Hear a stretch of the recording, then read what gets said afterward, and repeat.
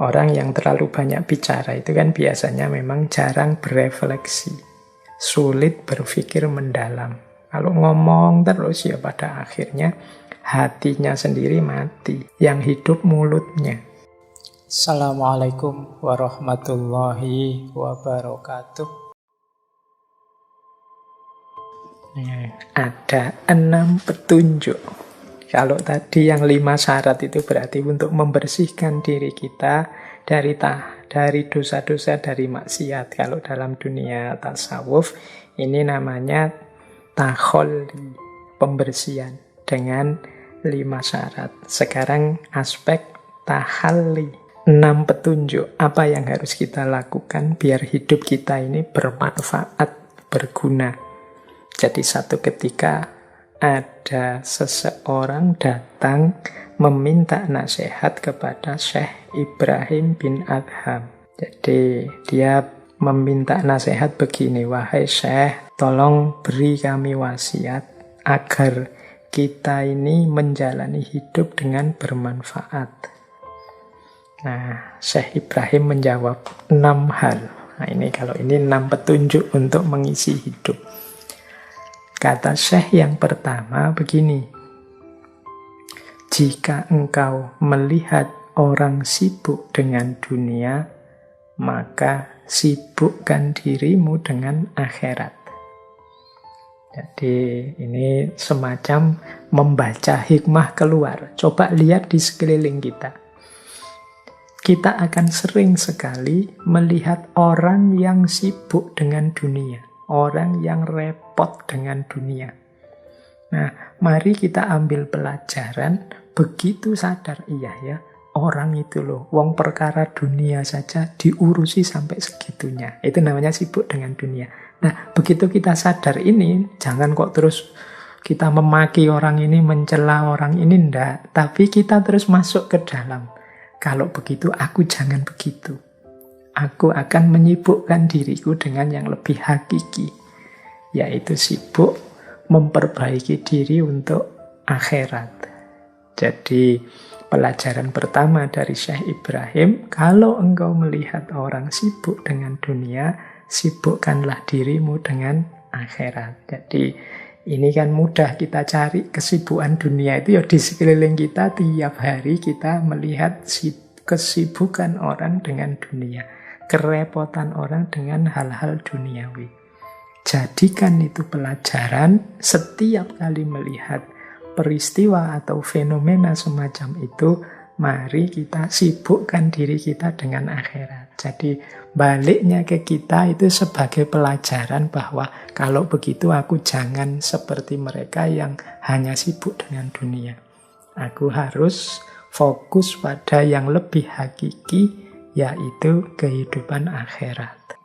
Yang kedua, jika engkau melihat orang-orang sibuk memperindah penampilan fisik, maka sibukkanlah dirimu dengan memperindah dan mempercantik batinmu. Jadi ini juga mudah kita temukan di sekeliling kita, orang sibuk dengan memperindah penampilan fisik. Loh, memperindah penampilan fisik itu hidup yang rapi, pakai baju bagus, kemudian hidup secara bersih. Ini kan memperindah penampilan fisik. Ini manusiawi, tapi ada orang yang sibuknya itu terus. Jadi demi penampilan fisik banyak nilai dan norma yang dilanggar. Nah, ini namanya sibuk dengan penampilan fisik. Nah, nasihatnya Syekh Ibrahim, kalau sedang melihat orang yang hidupnya sibuk untuk penampilan fisik saja, pencitraan-pencitraan saja, mari kita jadikan pelajaran untuk diri kita bahwa aku akan lebih fokus untuk memperindah dan mempercantik batinku. Jadi lebih fokus pada keindahan batin. Keindahan batin itu ya moral, ya spiritual. Jadi kedekatan kita dengan Allah, kebaikan akhlak dan moral kita, itu kecantikan batin. Jadi begitu lihat orang sampai segitunya berusaha untuk tampil cantik dan indah. Nah, aku mengambil pelajaran dari situ, aku akan lebih fokus mempercantik batinku. Ini nasihat yang kedua. Nasihat yang ketiga, jika engkau melihat orang-orang sibuk mengurusi perkebunan, maka sibukkan dirimu dengan sibuk mengurusi hidup nanti di kuburan. Ini maksudnya nyambung dengan yang pertama tadi, kan ada orang itu sibuk dengan kerja, ngurus perkebunan dunia. Entah kerjanya, kebunnya dalam bentuk apa. Ya ndak harus tanah, ya mungkin kantor ini, kantor itu. Maka jadikan itu pelajaran, mari kita sibuk mengurusi hidup nanti di alam barzah, di alam akhirat, ya di kuburan. Karena pasti semua orang menuju ke sana. Ini yang ketiga, jadi ini mirip yang pertama tadi. Kalau ada orang kok sibuk dengan kerja terus, jangan lupa ada yang lebih hakiki. Semua orang nanti mati ada pada kuburannya masing-masing. Mari kita juga memperhatikan bekal untuk hidup nanti. Kemudian, jika engkau melihat ada orang yang sibuk mengabdikan diri kepada sesama manusia, maka sibukkanlah dirimu dengan mengabdi kepada Allah Rabbul Alamin. Jadi banyak orang yang mengikatkan diri kepada manusia yang lain, mungkin karena hartanya, mungkin karena jabatannya, mungkin karena posisi statusnya. Dia memposisikan diri di bawah orang-orang yang dianggap hebat ini, mungkin ada pamrih-pamrih mendapatkan keuntungan-keuntungan. Kalau kita melihat orang-orang seperti ini, mari kita kembalikan lagi kepada diri kita. Kita berjanji untuk semoga aku tidak seperti itu. Aku akan berusaha mengabdikan diri hanya kepada Allah saja. Kemudian yang kelima, jika engkau melihat orang-orang sibuk mengatakan aibnya orang lain, maka sibukkan dirimu dengan keburukan dirimu sendiri. Hari ini mungkin kita banyak melihat fenomena ini. Orang sibuk sekali mencari aibnya orang yang memang tidak dia sukai. Tiap hari mencermati, jelimeti, ini jeleknya orang ini jeleknya orang ini. Khususnya orang-orang yang tidak disukai. Biasanya terus kita sebel sama orang-orang ini, kita balas dengan menjelek-jelekkan mereka. Atau orang-orang yang dikagumi oleh mereka. Akhirnya isinya dunia digital kita hari ini tuh banyak saling menjelek-jelekkan. Nah, kalau petunjuknya saya Ibrahim, kebalikannya. Mari kita justru sibuk dengan kembali pada diri kita sendiri. Kok begitu lihat, wah ini ada orang menjelek-jelekkan orang lain. Wah, saya jadikan pelajaran, aku harus lebih fokus pada kejelekanku, karena kejelekanku sendiri juga masih banyak. Nah, ini pelajaran kelima dari Syekh Ibrahim bin A'zam. Jadi kita mengisi hidup dengan fokus pada keburukan kita sendiri. Dan yang terakhir, ini seperti yang nomor 3 tadi. Jadikan kehidupan di dunia ini sebagai taman pertanian yang akan mengantarkan engkau ke kebun akhirat. Jadi kata Syekh, ya bukan berarti dunia ini kita tinggalkan. Tapi mari kita jadikan dunia ini sebagai tempat untuk menanam kebenaran dan kebaikan yang nanti mengantarkan kita pada kesuksesan di akhirat. Jadi ini 6 petunjuk dari Syekh untuk mengisi hidup yang lebih manfaat. Jadi yang pertama, mari kita sibuk dengan akhirat. Begitu melihat banyak orang sibuk dengan dunia. Yang kedua, mari kita fokus memperindah, mempercantik batin kita. Begitu kita melihat kok banyak orang lebih fokus mempercantik fisiknya. Mari kita sibuk mengurusi hidup yang hakiki di alam barzah, di alam akhirat. Begitu kita melihat banyak orang yang lebih sibuk mengurus perkebunan dunia. Kemudian yang keempat, mari kita fokus mengabdi pada Allah karena banyak orang lebih sibuk mengabdi pada sesama manusia. Yang kelima, kita sibuk dengan keburukan kita sendiri saja. Jangan ngikuti orang-orang yang sibuk mencari aibnya orang lain. Dan yang terakhir, mari jadikan hidup di dunia ini sebagai kendaraan untuk menuju akhirat. Nah, ini 6 petunjuk. Baik, tadi yang 3 sudah, 4 sudah, 5 sudah, 6 sudah. Kita ada tadi 3 pertanyaan, 4 nasihat, 5 syarat, dan 6 petunjuk. Nah, sekarang yang terakhir 7. Ini nasihat-nasihat dari Syekh ini sebenarnya masih banyak kalau kita mau menggali di berbagai referensi.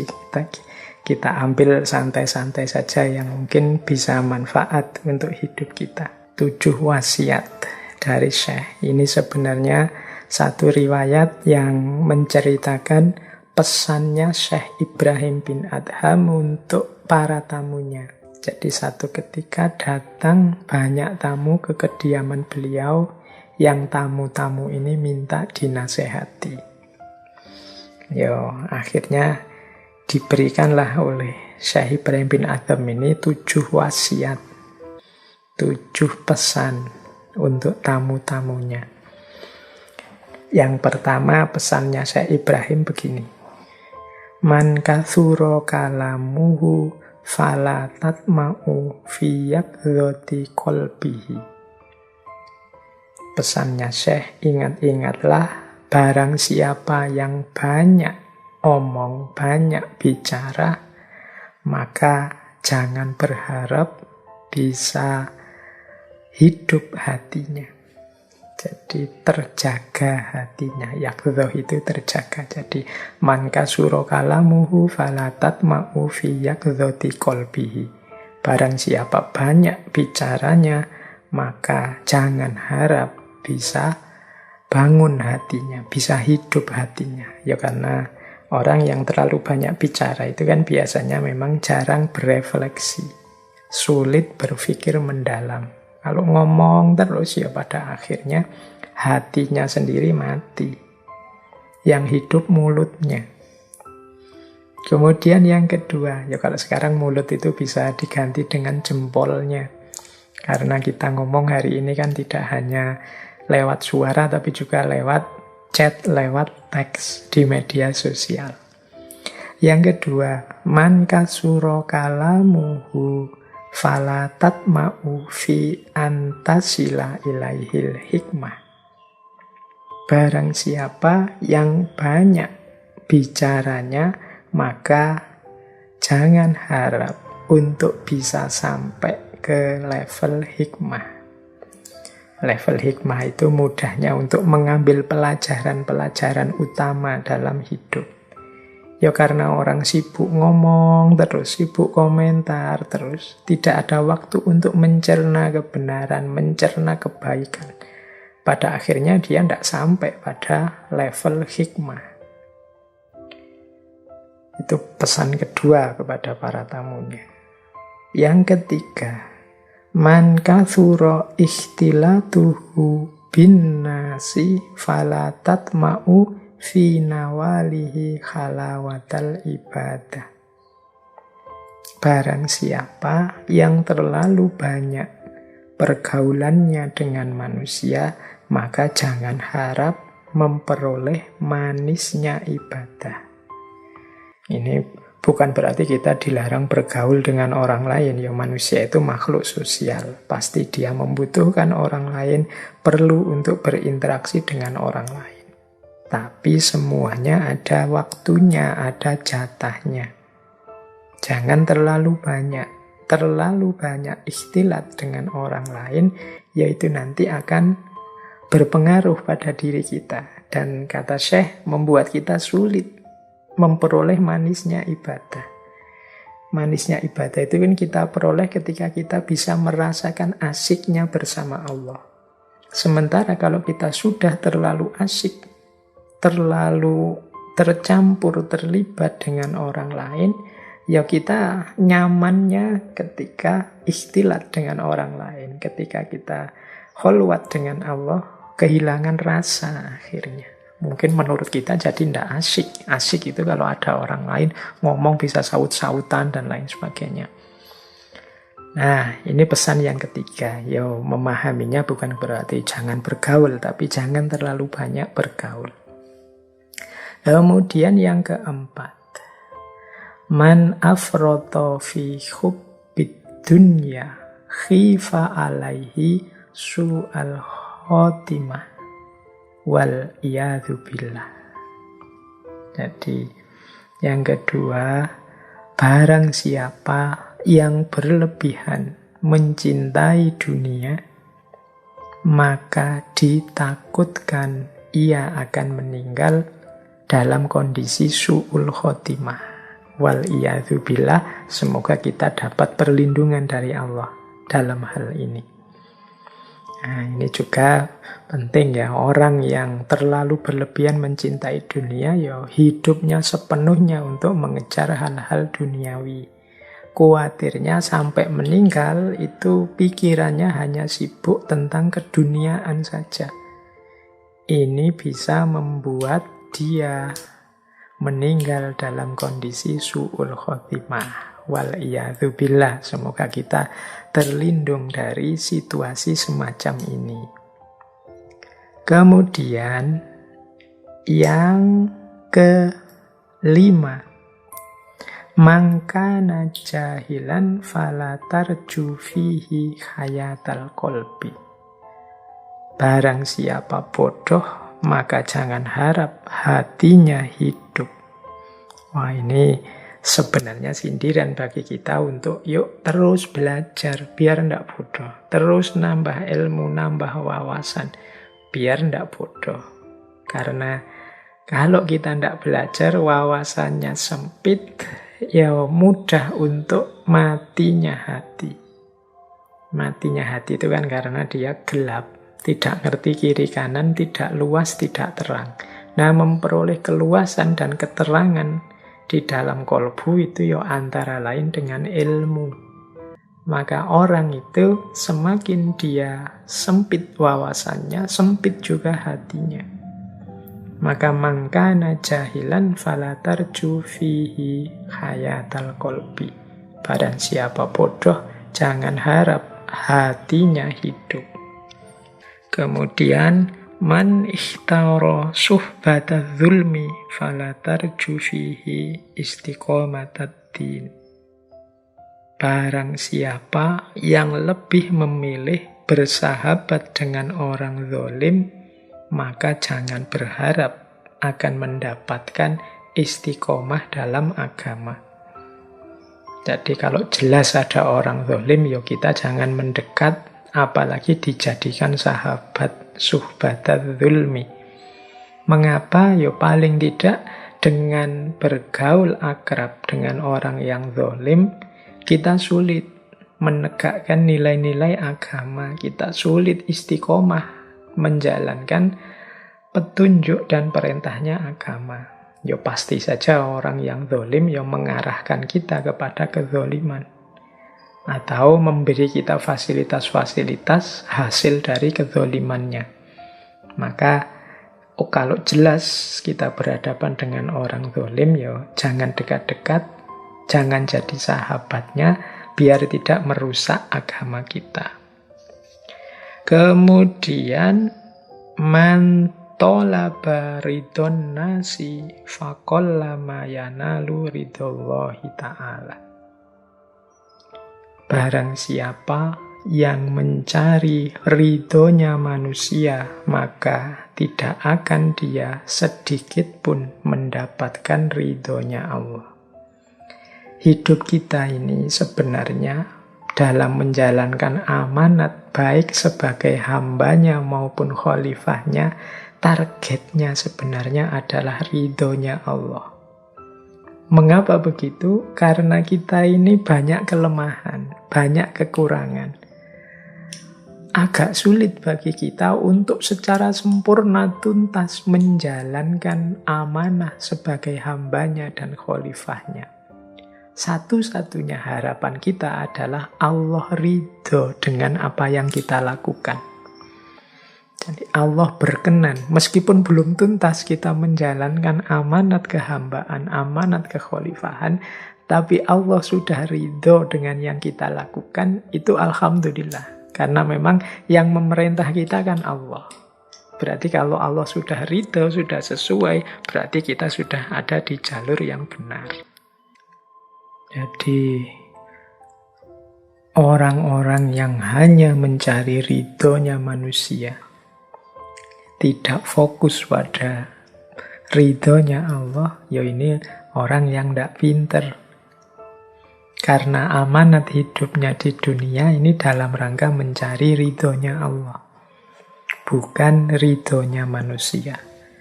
Dan akan sangat merepotkan kalau ada orang hanya mencari ridhonya manusia. Manusia itu macam-macam. Perspektif, cara berpikir, paradigma, dan nilai hidupnya. Sehingga orang yang fokus pada ridhonya manusia, itu dia akan kerepotan sekali.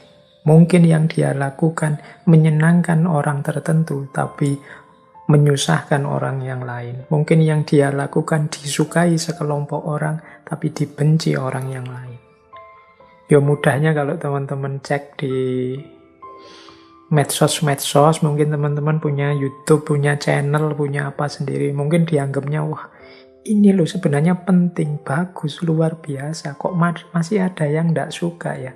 Ya memang setiap orang beda-beda selera, keinginan, dan standarnya. Maka sangat tidak pinter kalau ada orang hanya fokus mencari ridhonya manusia. Pasti akan sulit, dia capek. Kalau Allah bisa dipastikan Allah itu Rahman Rahim, Ghafurur Rahim, jadi mudah untuk mendapatkan ridhonya Allah asal kita menjalankan apa yang diperintahkan dan menjauhi apa yang dilarang. Dan sebenarnya itulah amanah utama dalam hidup kita. Jadi baik. Jadi sudah ada malam hari ini kita belajar tentang 3 pertanyaan, 4 nasihat, 5 syarat, 6 petunjuk, dan 7 perkara. Ya masih ada banyak cerita-cerita, kisah-kisah hikmah dari Syekh Ibrahim bin Adham. Tentu saja tidak mungkin kita angkat semua malam hari ini. Yang jelas, mari teman-teman tidak berhenti belajar, tidak berhenti membaca. Ada kisah yang saya ingat, mungkin dulu pernah saya ceritakan itu ya. Mungkin saya ulang lagi, mungkin masih berguna ringkasnya. Bagaimana orang itu jangan mudah berprasangka. Jadi ini kalau tadi kan kisah utama mulianya Syekh Ibrahim bin Adham. Tapi ada juga cerita beliau ini berpikiran negatif, berpikiran buruk suatu ketika. Tapi langsung diingatkan oleh Allah. Jadi satu ketika Syekh ini jalan-jalan di tepi pantai, tidak sengaja melihat seorang laki-laki dan perempuan sedang duduk berdua bercakap-cakap, kok asik sekali. Dan di sebelahnya ada botol-botol, rasanya seperti botol minuman keras yang isinya baru saja kosong. Nah, Syekh Ibrahim melihat ini, itu terus geleng-geleng kepala sambil istighfar, astagfirullah, kok ada ya manusia kayak gini, senang sekali dengan maksiat, asik berdua dengan perempuan, minum minuman keras, apa dia tidak sadar itu dosa. Baru saja batin seperti ini, tiba-tiba tidak jauh dari tempat itu, wong tadi tempatnya di pantai, tiba-tiba ada kapal yang terhempas di pinggiran pantai. Dari dalamnya ada beberapa orang yang tenggelam. Jadi ada 5 orang yang berjuang untuk selamat dari atas kapal atau mungkin perahu itu. Nah, laki-laki tadi yang tadi sudah dipandang negatif oleh Syekh Ibrahim, tiba-tiba lari dan meloncat ke tengah laut, berusaha menyelamatkan 5 orang ini. Tapi ya dia tenaganya terbatas, akhirnya hanya bisa menyelamatkan 4 orang. Yang 1 orang tidak berhasil dia selamatkan. Nah, Ibrahim bin Adham melihat peristiwa itu ya melongo saja. Jadi dia semacam orang kaget. Kalau bahasa Jawa ini ketenggengan lihat peristiwa yang berjalan cepat di depannya. Nah, dia melihat pemuda tadi bersusah payah, pandangannya agak geser tentang pemuda tadi. Nah, pemuda tadi begitu berhasil menyelamatkan 4 orang, tiba-tiba menghampiri Syekh Ibrahim bin Adham. Sambil setengah melotot, dia bicara pada Syekh, "Wahai Syekh, saya berhasil menyelamatkan 4 nyawa. Aku orang rendah yang kamu anggap banyak maksiat ini, berhasil menyelamatkan 4 nyawa. Harusnya kalau sampean bantu, yang 1 tadi bisa diselamatkan juga. Tapi sampean menyelamatkan 1 saja tidak bisa. Saya yang sampean pandang negatif bisa menyelamatkan 4 nyawa." Wah, Syekh Ibrahim merasa menyesal tadi dengan prasangka negatifnya. Dan apalagi terus laki-laki ini nambah, "Wahai Syekh, perempuan tadi yang di sebelahku itu adalah ibuku. Dan botol tadi sebenarnya bukan minuman keras, itu isinya adalah air putih biasa." Ini laki-laki ini ternyata tahu apa yang ada di pikirannya Syekh Ibrahim bin Adham. Ini mungkin beliau ini memang sengaja dihadirkan oleh Allah untuk memberi pelajaran pada Syekh Ibrahim bin Adham untuk tidak berprasangka buruk, tidak suudzon pada orang lain. Jadi untuk senantiasa berpandangan. Satu ketika Syekh Ibrahim bin Adham ini melihat ada seorang laki-laki yang memprihatinkan sekali. Dia ini tidak punya tangan, tidak punya kaki, dan buta. Nah, teman-teman bisa membayangkan ya situasinya ini. Hidupnya mengenaskan sekali. Tetapi dari mulut laki-laki ini selalu keluar ucapan-ucapan syukur. Segala puji bagi Allah atas segala nikmat yang begitu besar.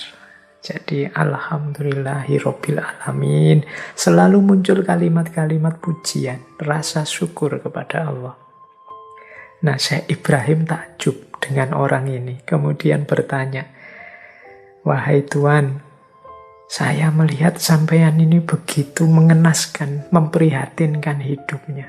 Apa sih yang membuat sampean ini masih bersyukur saja kepada Allah? Biasanya orang yang seperti ini kan isinya memohon-mohon, meminta-minta macam-macam kepada Allah. Ini malah bersyukur terus." Orang ini kemudian bilang, "Alam yu'tini lisanan dzakiron wa qalban syakiron." Kata orang ini, bukankah Allah menganugerahiku mulut yang senantiasa menyebut namanya dan hati yang senantiasa bersyukur? Jadi mudahnya orang ini menjawab, meskipun aku tidak punya tangan, tidak punya kaki, mataku buta, tapi Allah memberiku anugerah yang luar biasa, yaitu mulut yang senantiasa menyebut namanya. Tadi kan selalu mengucap syukur, alhamdulillah, dan hati yang senantiasa bersyukur. Ini jauh lebih berharga dari tangan, kaki, dan mata. Karena sifatnya lebih hakiki dalam kehidupan ini. Nah, kisah terakhir ini mungkin pelajaran bagi kita, siapa saja, ya hidup ini mungkin banyak hal-hal menyulitkan, banyak hal-hal memprihatinkan untuk kita masing-masing dengan problem masing-masing kita.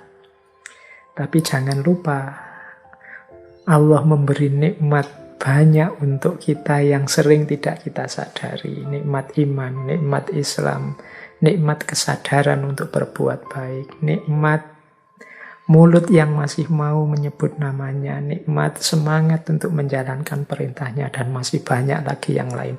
Dan itu lebih penting, lebih hakiki. Mungkin kalau dibandingkan masalah-masalah sehari-hari yang setiap hari kita keluhkan. Maka tidak ada alasan untuk kita tidak bersyukur dalam hidup ini. Insya Allah dengan terus bersyukur, la in syakartum la azidannakum. Kalau engkau bersyukur, pasti akan aku tambah nikmatku. Dalam catatan saya ada 6 karakter yang menonjol sekali dari Syekh Ibrahim bin Adham ini. Yang pertama yaitu karakter zuhud, yang kedua karakter wirai, warok, yang ketiga khauf, yang keempat syaja'ah, yang kelima iffah, dan yang keenam ta'ah. Zuhud itu berarti kondisi jiwa yang tidak lagi tergoda, tidak lagi terikat, tidak lagi tergantung kepada dunia. Itu namanya zuhud.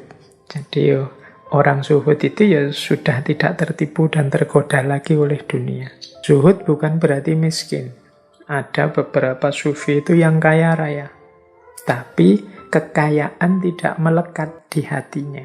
Jadi kalau jiwanya sudah terbentuk dengan karakter zuhud, ya meskipun hartanya banyak, meskipun punya fasilitas macam-macam, ya semua itu tidak melekat, tidak menggoda, dan tidak membuatnya lalai dari Allah. Ini mental seorang yang zuhud. Meskipun kalau Syekh Ibrahim bin Adham ini ya zuhudnya beliau memang benar-benar zuhud karena beliau menjauh dari segala fasilitas duniawi. Beliau lebih sibuk dengan Allahnya, lebih sibuk berjalan menuju Allah, ingin dekat dengan Allah. Jadi orang melihatnya mungkin tidak punya apa-apa, miskin. Bahkan ada cerita beliau ini sampai untuk memenuhi kebutuhan hidupnya pernah bekerja jadi tukang kebun, pernah menjadi buruhnya tokoh ini, dan lain sebagainya. Itu beliau, meskipun awalnya jadi raja. Tapi memang beliau sudah berkarakter zuhud begitu meninggalkan kerajaannya. Diceritakan satu ketika beliau ini berburu, kemudian membawa sebungkus roti. Saat beliau istirahat ingin makan, begitu bungkus roti dibuka, tiba-tiba ada seekor burung yang datang dan menyambar makanannya, menyambar roti itu. Dikejar oleh Syekh Ibrahim bin Adham ini. Karena ini roti mau dimakan untuk istirahat kok diambil, dikejar terus. Beliau ingin tahu, burung ini nanti buat apa kok ngambil roti. Dikejar terus, ternyata burung ini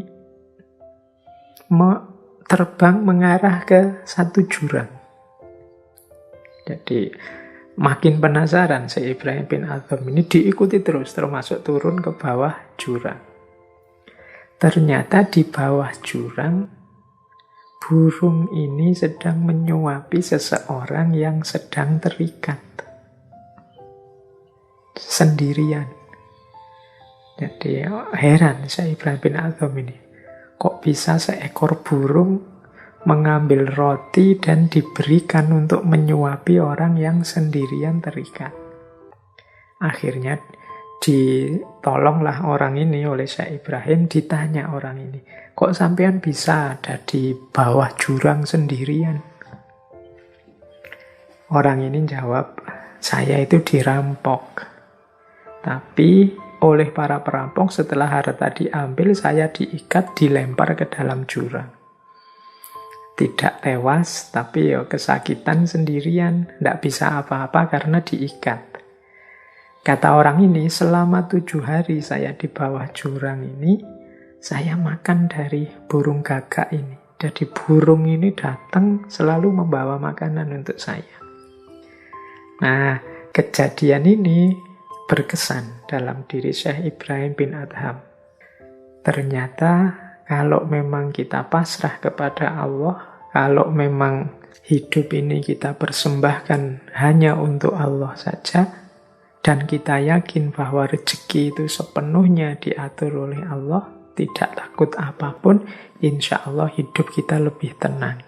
Kesadaran ini kemudian menguatkan niatnya Syekh Ibrahim bin Adham untuk keluar dari istana dan menjalani hidup yang zuhud dengan keyakinan tidak mungkin Allah tidak menyelamatkanku.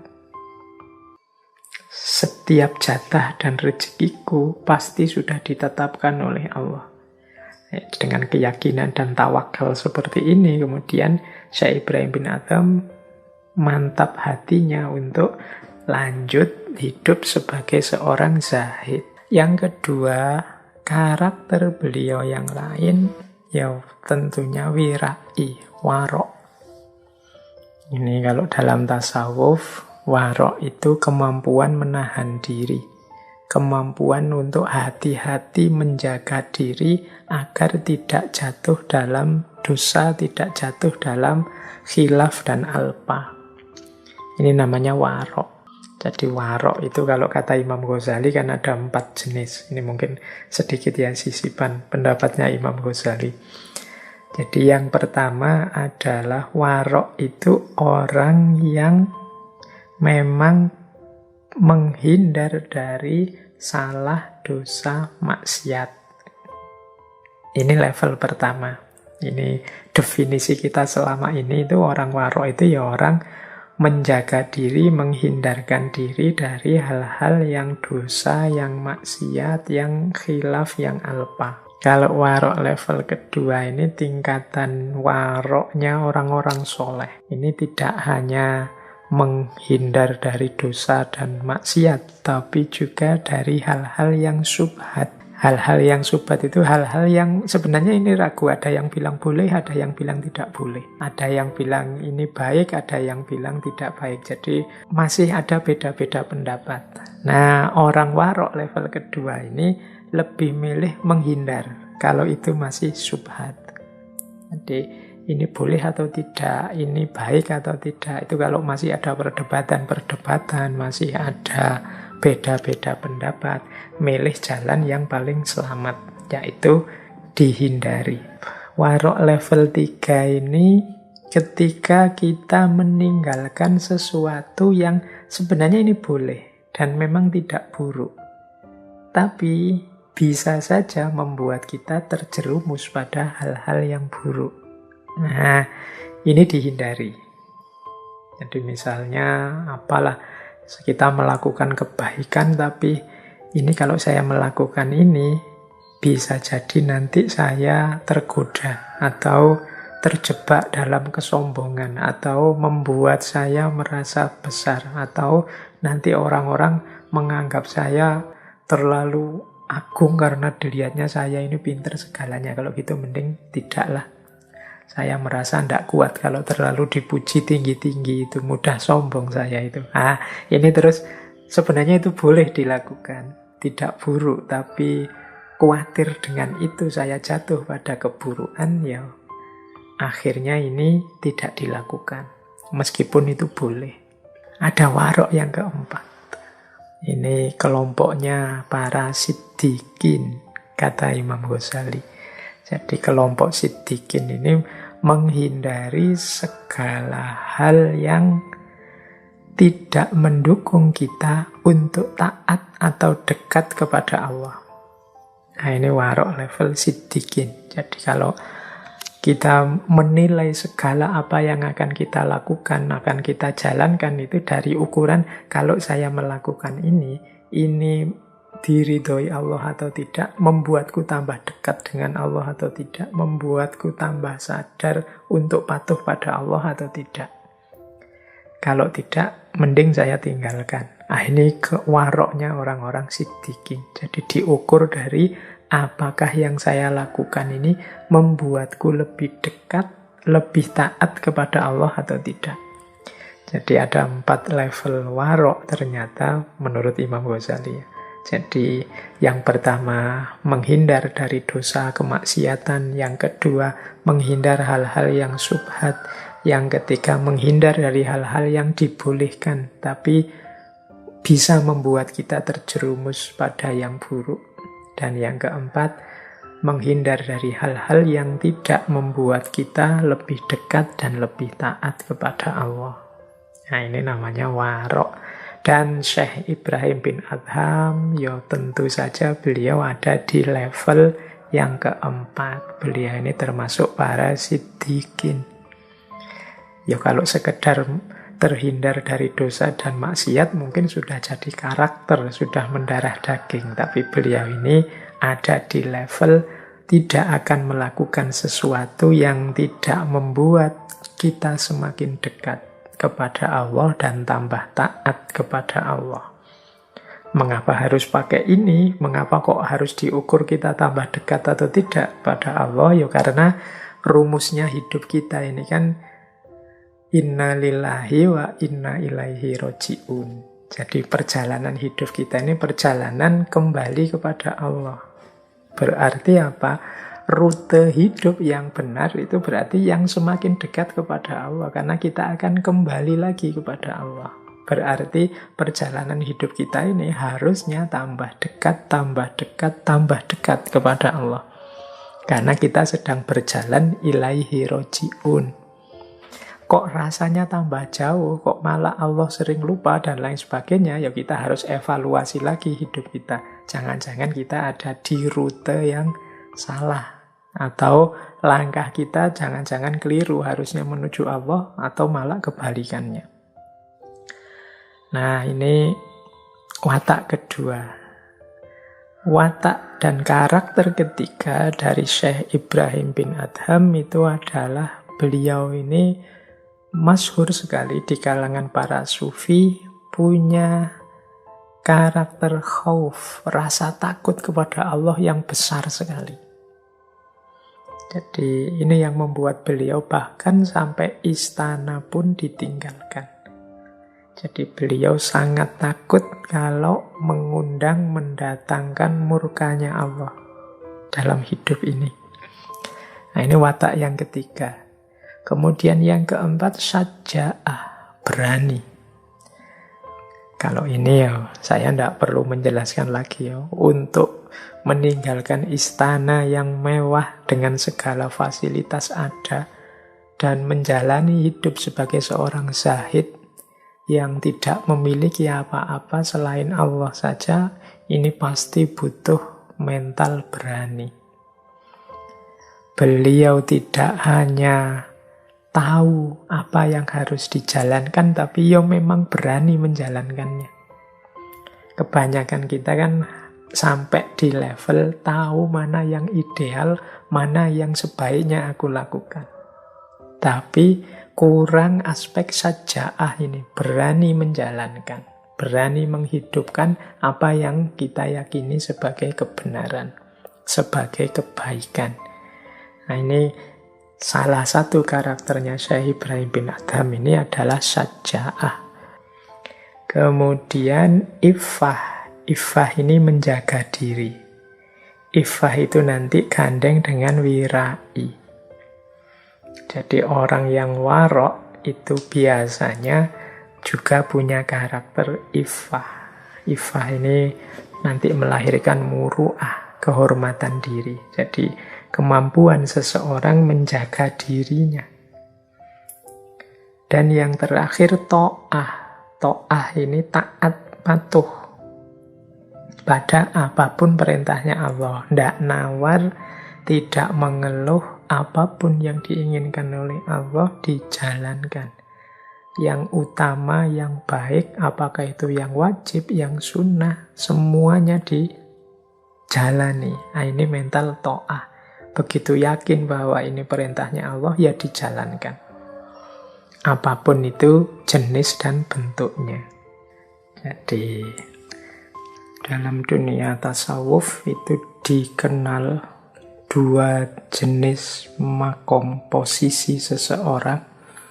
Yang pertama yaitu ahlul tajrid, dan yang kedua ahlul kasab atau ahlul asbab. Ahlul tajrid ini ketika seseorang sudah total sepenuhnya meninggalkan keduniaan, dan satu-satunya kesibukan serta orientasi hidupnya adalah Allah saja. Ini para ahlut tajrid. Jadi beliau ini sibuknya hanya tentang Allah saja.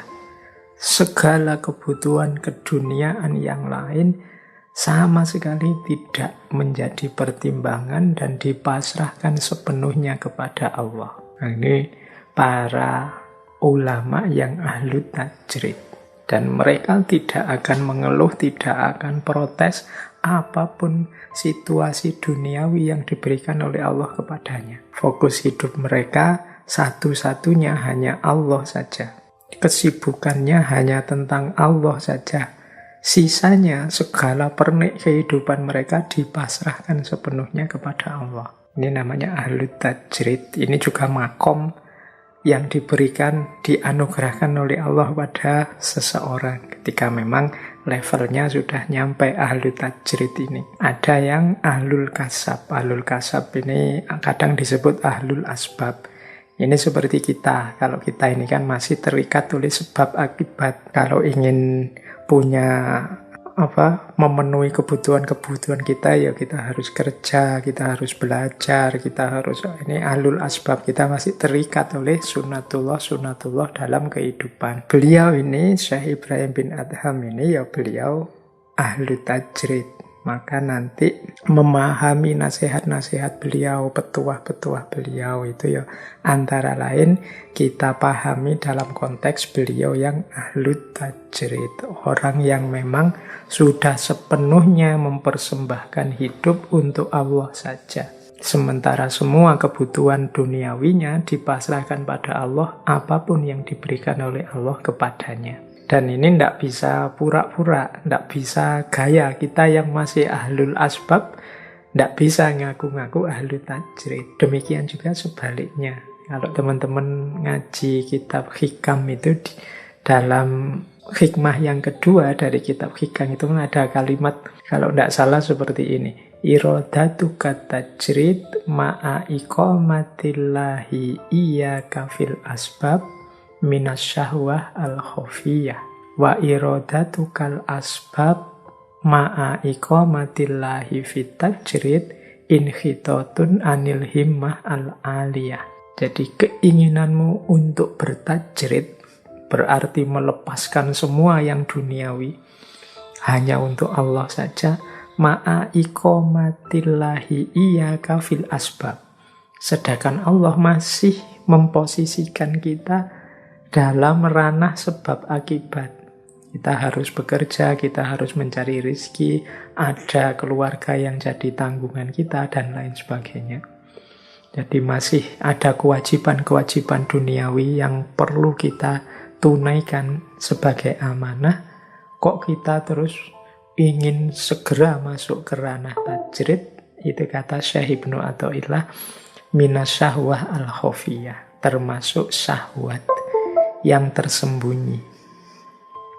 Jadi ini berarti termasuk hawa nafsu, meskipun keinginannya tajrid. Wa irodatukal asbab, kebalikannya.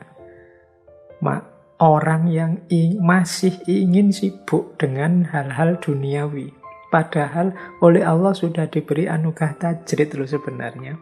Orang ini harusnya makomnya sudah tajrid, tapi kok masih sibuk dengan yang duniawi. Nah, ini kata Syekh Ibnu Athaillah, inhitatun anil himmah al-aliyah. Ini termasuk orang yang degradasi, turun dari tingkatan yang tinggi. Sudah dianugerahi oleh Allah makom yang luar biasa kedekatannya dengan Allah. Harusnya dia menikmati asyik dengan kebersamaan dengan Allah, itu malah menurunkan sendiri levelnya dengan menyibukkan diri dengan hal-hal duniawi yang tidak penting. Mungkin dengan cara ikut politik lah, mungkin dengan cara sibuk mendukung ini, sibuk menyerang itu, dan lain sebagainya. Nah, ini berarti masih irodatukal asbab, masih ingin terlibat dalam asbab. Padahal makomnya sudah tajrid. Nah, ini kata Syekh Ibnu Athaillah dalam Hikam itu termasuk inhitatun anil himmah al-aliyah. Dia turun dari derajat yang tinggi.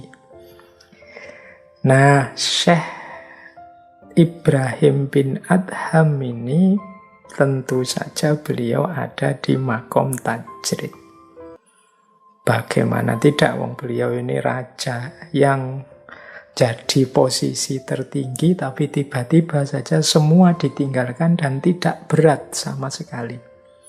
Itu pastinya anugerahnya Allah. Tidak mungkin upaya manusiawi sendiri bisa sedalam itu penghayatan dan kesadarannya. Nah, ini namanya anugerah ahwal dari Allah dalam bentuk makom tajrid. Dan meninggalkan asbab, meninggalkan hidup dengan logika sebab akibat. Meninggalkan itu bukan berarti sama sekali tidak ngurusi, tapi dipasrahkan semuanya kepada Allah saja. Jadi kalau dalam hidup sehari-hari teman-teman sering dengar orang bilang begini, ada apa-apa sedikit sudahlah, serahkan saja pada Allah. Dia tidak mau ngapa-ngapain, apa-apa diserahkan saja pada. Sering kita dengar kalimat itu. Ini benar kalau kita sudah ada di makom tajrid, di makom yang sudah tidak terikat lagi oleh sebab akibat logika duniawi. Tapi kalau kita ini masih orang biasa yang masih butuh kerja kasab, masih banyak tanggungan dunia, masih banyak amanah-amanah hidup yang harus kita tunaikan secara sunnatullah, ya kita tidak bisa tiba-tiba dijujuk semuanya pasrahkan saja pada Allah. Harus ada ikhtiar-ikhtiar duniawi yang kita lakukan. Wong kita makomnya masih asbab. Kalau ingin dapat air panas, ya kita harus menggodok air sendiri. Kalau ingin dapat air dingin, ya kita bikin es sendiri. Tidak seperti para wali. Kalau para wali, ya kebutuhannya dicukupi dari Allah. Kalau dalam Al-Quran itu misalnya ada kisah Maryam yang hidupnya hanya berkhulwat saja, beribadah pada Allah, tapi makanan datang dari langit. Nah, itu makomnya sudah tajrid, semuanya dicukupi oleh Allah. Tapi yang belum makom itu ya tidak bisa. Tidak bisa kok kita, Pak, saya tidak usah mikir kerja, Pak, saya pasrah sajalah hidup ini pada Allah. Tidak bisa, kita makomnya belum nyampe. Dan tidak bisa pura-pura atau gaya kalau kita masih asbab kok ngoyo ingin sampai level tajrid atau gayanya kayak sudah tajrid. Nah, itu kata Syekh Ibnu Athaillah tadi kan, ini namanya nafsu, hawa nafsu. Dan sebaliknya, semoga tidak ada yang orang yang makomnya sudah tajrid tapi malah menyibukkan diri dengan asbab, hal-hal duniawi yang remeh-temeh. Karena eman-eman, orang yang sudah di makom tajrid ini harusnya jadi panutan, tuntunan kita, atau jembatan kita untuk membantu kita dekat dengan Allah. Nah, tapi kalau beliau malah sibuk dengan hal-hal yang tidak penting, nanti, kalau bahasanya Syekh Ibnu Athaillah tadi, inhitatun anil himmah al-aliyah, turun dari derajat yang tinggi. Ini persis ada cerita Syekh Ibrahim bin Adham dengan murid beliau sendiri, yaitu Sufi masyhur juga, Syekh Syakik al-Balkhi. Syakik al-Balkhi ini berarti sama-sama berasal dari Balkh, kerajaannya Syekh Ibrahim bin Adham, tapi beliau ini muridnya. Kisah ini teman-teman bisa temukan misalnya dalam Risalah Al-Qusyairiyah, kitab tasawuf dasar karya Imam Qusyairi. Di situ ada cerita Syakik al-Balkhi ini muridnya Syekh Ibrahim bin Adham, nanti beliau jadi sufi, naik ke makom tajrid. Tapi sebelum itu beliau ini masih di level asbab. Beliau ini seorang pedagang ekspor impor yang kaya raya dari daerah Syam, Syria atau Suriah sekarang. Nah, setiap kali Syekh Syakik ini dapat untung banyak, selalu kemudian semuanya disedekahkan.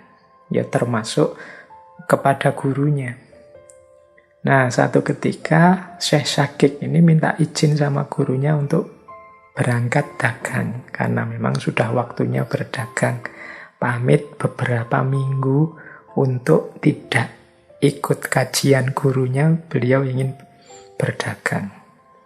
Tapi belum lama, baru 3 hari, Syekh Syakik ini balik lagi, menghadap lagi pada Syekh Ibrahim bin Adham. Nah ini Syekh Ibrahim heran loh, ini biasanya bisnis berminggu-minggu, ini baru 3 hari kok sudah pulang. Nah bertanyalah Syekh Ibrahim pada muridnya ini, wahai anakku, ada apa engkau kok balik lagi? Syekh Syakik cerita, wahai guru, ini di tengah-tengah saya berdagang, di tengah perjalanan, satu ketika di tengah padang pasir, saya melihat ada seekor burung kecil yang lemah, sayapnya patah. Ya tentu saja karena sayapnya patah, dia tidak bisa terbang kemana-mana mencari makanan. Tiba-tiba saya lihat dari atas, dari arah langit datang seekor burung yang besar, membawa makanan di paruhnya. Burung tersebut datang dan menyuapi burung kecil yang sayapnya patah ini. Nah, ini heran Syekh Syakik ini melihat peristiwa ini. Terus kata Syekh Syakik selanjutnya, melihat hal ini, saya terus rasanya merasa bahwa ini petunjuk dari Allah. Untuk saya tidak usah capek-capek kerja. Kalau memang sudah rezekiku, ya pasti akan datang. Jadi akhirnya Syekh, saya tinggalkan semua dagangan saya bertobat ke masjid dan akhirnya balik lagi nih ketemu Syekh ini. Nah, terus dijawab oleh Syekh Ibrahim karena Syekh Ibrahim tahu saat itu muridnya ini makomnya masih makom asbab. Dia masih harus bekerja. Kata Syekh Ibrahim, disindir muridnya ini, apa engkau menganggap bahwa dengan engkau beribadah saja dan meninggalkan usaha dagangmu, terus pasti engkau memperoleh ridhonya Allah? Jangan-jangan engkau salah membacanya. Petunjuk dari Allah itu engkau jangan membaca burung kecil yang patah tadi, yang meskipun diam saja, rezekinya datang. Harusnya engkau membacanya yang burung besar tadi loh, yang memberi makanan burung kecil. Jadi sebenarnya Allah itu memberi petunjukmu untuk membaca burung besarnya. Berarti apa? Jadilah orang yang dermawan, membantu yang lemah, jadi memberi yang kekurangan. Jadi kamu malah membaca yang burung kecil, harusnya yang kamu baca burung yang besar. Bukankah Rasulullah juga bersabda, tangan di atas itu lebih baik daripada tangan yang di bawah. Jadi, ya karena Syekh Ibrahim tahu ini muridnya ini ya belum makomnya. Belum saatnya tajrid, dia masih punya banyak tanggungan, banyak tanggung jawab yang harus dipenuhi. Dan makom tajrid itu hakikatnya ya anugerahnya Allah, tidak bisa berdasarkan nafsu kita saja. Kita jalankan saja kewajiban kita, insya Allah kalau Allah ridho, maka akan datang situasi di mana kita tidak lagi merasa membutuhkan dunia. Sebagaimana Syekh Ibrahim yang setelah jadi raja tiba-tiba muncul kesadaran betapa fananya dunia dan dengan santainya meninggalkan semuanya. Dari baju kerajaan ditukar jadi baju gembala dan tidak berat sama sekali. Kenapa? Karena memang makomnya oleh Allah dipindah dari makom asbab ke makom tajrid. Nah ini mungkin sedikit ya pelajaran bagi kita, karena kadang-kadang teman-teman ini kadang ndak ngerti positioningnya, kapan kita harus tawakal, kapan kita harus pasrah, di mana letaknya usaha. Seolah-olah kalau sudah menempuh jalan sufi itu ya ditinggal semuanya. hanya untuk Allah saja, terus tidak mau kerja, tidak mau apa-apa. Loh, kalau kita makomnya masih asbab, meskipun sedang suluk menempuh jalan, ya harus memenuhi kewajiban-kewajiban hidup manusiawi kita. Kecuali Allah menganugerahi kita makom tajrid. Jangan sampai kita yang sudah di makom tajrid malah ingin asbab, atau sebaliknya yang masih asbab ingin tajrid. Dua-duanya keliru. Setiap orang harus paham posisinya masing-masing.